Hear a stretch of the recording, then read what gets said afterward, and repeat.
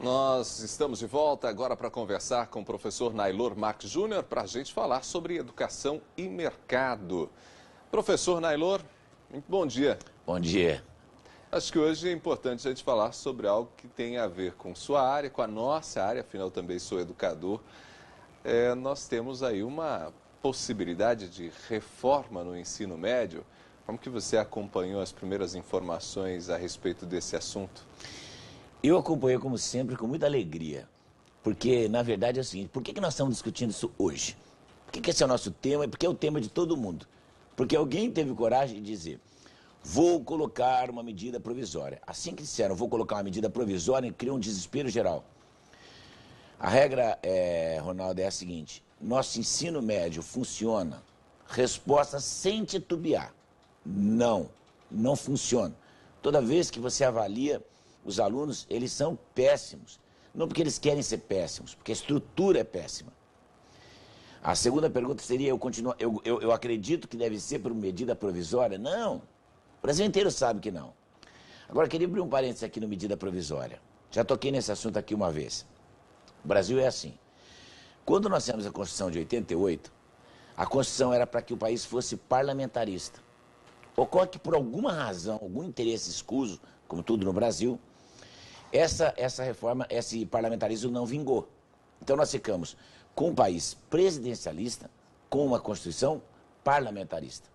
Por exemplo, a Dilma foi vítima, ou foi tirada do poder por um impeachment, que é uma medida essencialmente parlamentarista. Não é? O parlamento é que diz o que vai acontecer. No entanto, e todo mundo reclamou disso, no entanto, ninguém reclama de governar por medida provisória. Medida provisória é uma medida parlamentarista, porque permanece na Constituição. Então, no lugar de dizer, vamos reformar por medida provisória, porque todos esses políticos e esses educadores não param e dizem, vamos acabar com medida provisória. Ninguém quer, que o Brasil fique ingovernável. Então, o que acontece? O modelo do nosso Congresso é bastante complicado, né? Tudo ali funciona de maneira muito arrastada. Negociada de um jeito esquisito. Agora, veja que coisa interessante. Estamos discutindo. Isso era o que interessava. Quanto tempo está se falando em reforma da educação? Anos. Agora nós estamos discutindo. Por quê? Porque alguém ameaçou uma medida provisória. Eu não estou defendendo a medida. Eu estou defendendo que nós trouxemos à baila uma discussão. Só que eu acho que a coisa mais importante dessa medida. Essa medida tem coisas ruins e boas. O que ela tem de perfeito, de bom, de muito bom? A flexibilização. O estudo tem que ser flexível. Lembra um dia que nós falamos aqui sobre autonomia? Sim. Sobre o estudante autônomo? É isso. Deixa esse estudante escolher parte do que ele quer. Por quê? A nossa coluna é educação e mercado de trabalho. Ora, por que eu não posso redirecionar o meu estudo já para o mercado que eu já sei que vou? Alguns estudantes foram à televisão e disseram assim, muitos estudantes não sabem o que eles querem. Tá, mas muitos estudantes sabem o que eles sabem. E esses que sabem o que já querem. Por exemplo, eu já sabia o que queria desde os 14 anos. Já sabia que eu ia para a área de humanas. Ora, por que eu não pude escolher? Então, eu penalizo os estudantes que já sabem, que são uma grande fatia, em função daqueles que não sabem. Então, eu acho que isso é uma coisa muito importante. E tem um outro aspecto, né, nessa questão específica da flexibilização. É que você, ao flexibilizar, você tira, talvez, do aluno alguns conteúdos que são completamente irrelevantes. A gente já discutiu isso aqui, inclusive, na nossa coluna. Tem muita coisa que se ensina na escola que... Irrelevante. Eu comentei, certa feita, que a filha de um amigo estava no 5º ano do ensino fundamental, estudando florestas geladas da Rússia.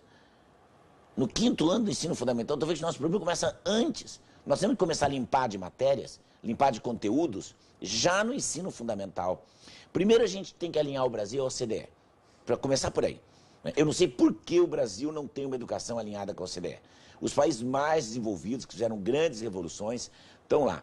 A Organização para a Cooperação e Desenvolvimento Econômico não é para impor o capitalismo, é para impor o desenvolvimento, que é o que a gente precisa. É para ajudar no desenvolvimento. Você faz o que você quiser dali, mas nós temos que estar alinhados. Não, mas a gente sempre quis estar alinhado com essa ideia bolivariana, não é? Atrasada, retrógrada, de que, ora, as pessoas falam em bolivariano, mas esquece que o Bolívar estudou em Paris, não é? O grande reformador da educação argentina, Domingos Sarmiento, quando reformou a Argentina, no século XIX, a educação argentina, ele mandou os professores para Paris. Quer dizer, vamos aprender com quem sabe. O Brasil tem um pouco de preconceito de aprender com quem sabe. Então, por que que uma criança, por qual razão uma criança deveria estudar florestas geladas da Rússia? Provavelmente ela nunca irá à Rússia. Eu tenho 53 anos, nunca fui à Rússia. E no fundo do coração não tem nenhum interesse. E olha que você já viajou o mundo. Já viajei o mundo. Até comentei um dia aqui que devia conhecer uns 40 países e alguém pediu que eu listasse. E depois eu fui listar e, na verdade, descobri que eu conheço 31, não é? E não 40. Está feito aqui a minha meia-culpa. Não é? De qualquer maneira, é muita coisa. Só que eu não fui à Rússia. E o que me interessa saber das florestas geladas da Rússia? Eu não sei sequer como é composto o meu cerrado.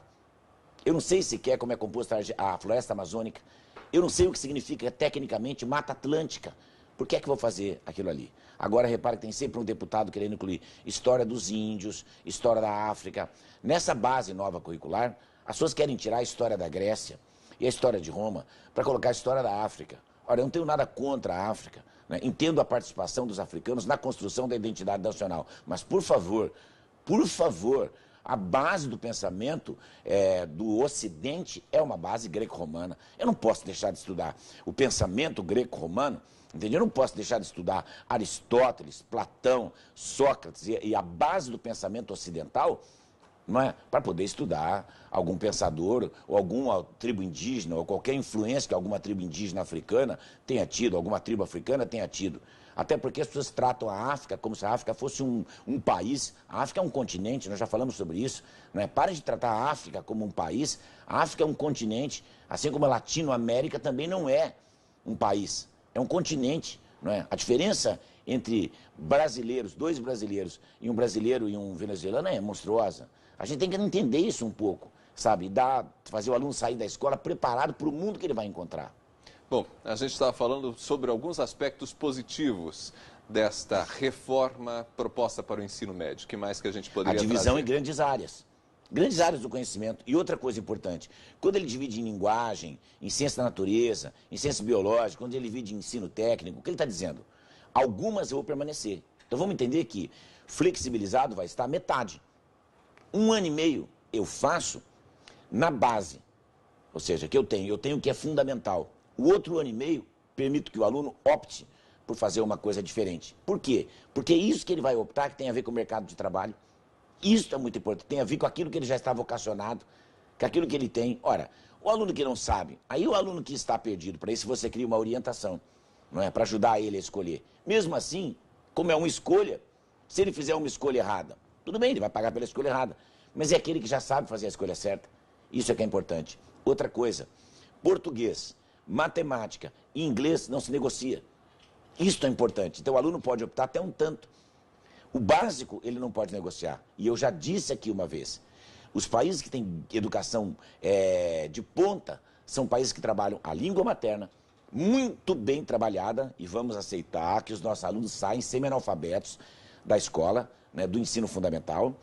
Eles têm que ter uma noção grande de matemática, e eu aí entenderia todo o raciocínio lógico-matemático, pensando na inteligência lógico-matemática, e inglês, porque é a segunda língua de todo mundo.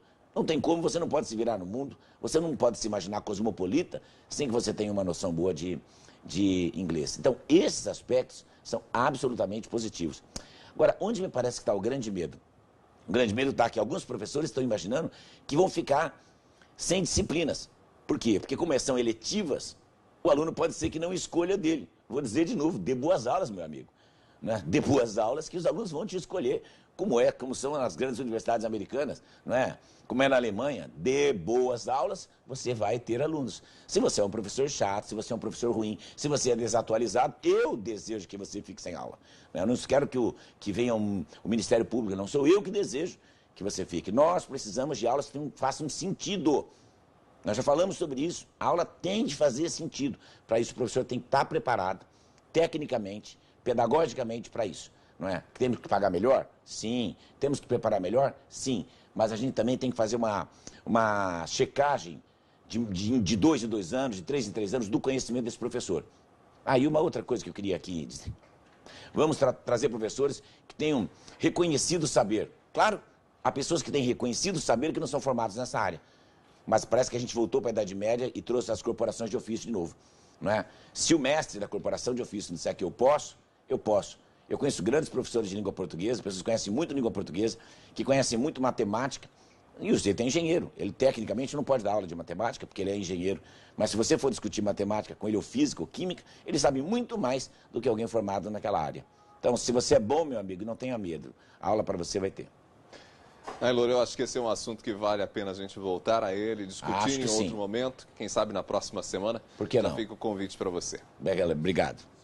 Esse é o professor Nailor Marques Júnior, conversou com a gente um pouco sobre a reforma do ensino médio. Uma discussão polêmica e, como disse o professor Nailor, tem sim alguns aspectos positivos, muito positivos, e tem outros que a gente precisa pensar um pouco melhor. E como disse o professor Nailor também, talvez o grande valor dessa medida provisória é justamente colocar na pauta do dia a discussão sobre o ensino médio.